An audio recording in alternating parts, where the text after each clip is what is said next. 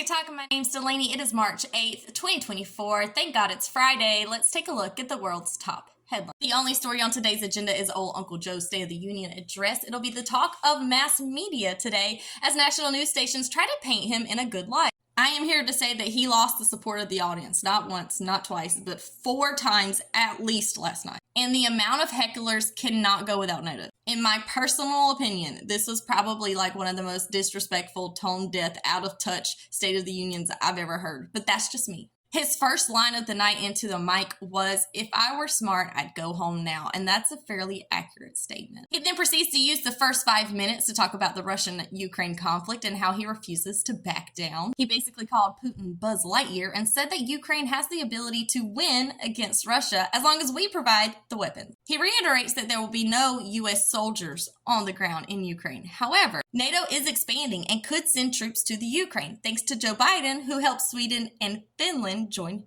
NATO. He tries to transition to say that political violence serves no place in America by citing January 6th, but I'm pretty sure January 6th was exposed for what it really was, right? Also, for the record, overthrowing the government is not only our right, but our constitutional duty, and that's all I'm going to say about it. He kept the pop culture references coming as he then referred to America as the comeback kid. He then proceeds to make a list of all the jobs he created. This is where things get sticky because he starts using misleading statistical numbers to distract you from what's actually going on. He uses hot button topic words to align with the voice of the masses, but not tell you the truth. The words are historic numbers of small businesses created, each as an act of hope. However, the fact of the matter is, Mr. Biden, that many of those Americans created those small businesses out of desperation and their side hustles during the pandemic and post to make ends meet due to the rising inflation. And many of the same business owners are calling 2024 a make it or break it year due to rising inflation and tight job market. He then essentially advocated for the slave labor of millennial Americans like an angry father who thinks you're just too lazy and that's why you don't want to work.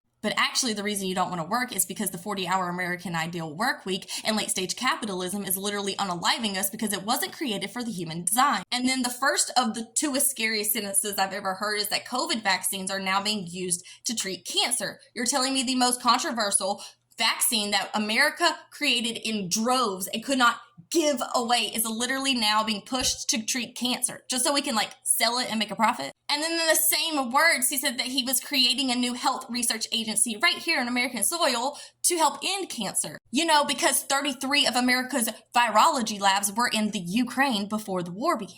He goes on a mortgage rant, but the majority of Americans can't buy a home and are in record numbers living in multi-generational houses or tents or their car. He then gloated about ending student loan payments, but skimmed over the fact that they've resumed and that no one's paying them anymore.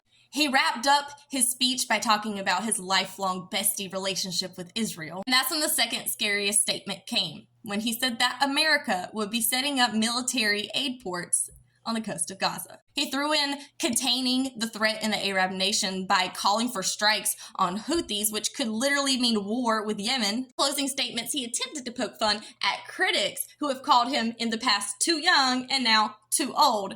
But he was literally born during World War II. Yeah, and has been in Senate longer than I've been alive. He literally ended the speech with a couple of fist pumps and America. I just have no other words at this point. Peace, love, and hippie drugs, and stay informed.